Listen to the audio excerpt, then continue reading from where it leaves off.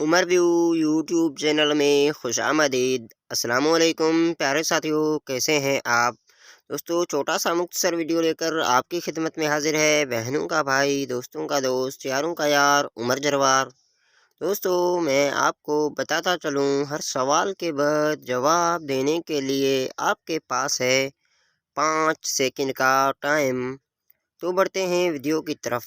वो कौन सा काम है जो इस वक्त पूरी दुनिया में हर शख्स कर रहा है?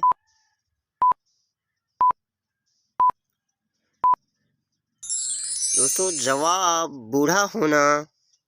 क्या आप जानते हैं तितली की कितनी आंखें होती हैं?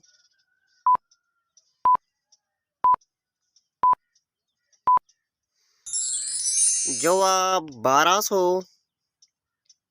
वो कौन सा जानवर है जो लोहे के कील को भी निगल सकता है?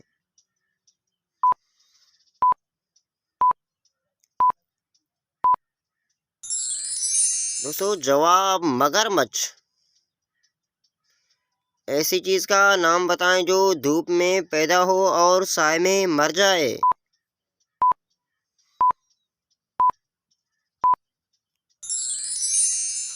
जवाब पसीना। वो क्या चीज है जो नई हो तो लंबी होती है और जैसे जैसे पुरानी होती है छोटी हो जाती है?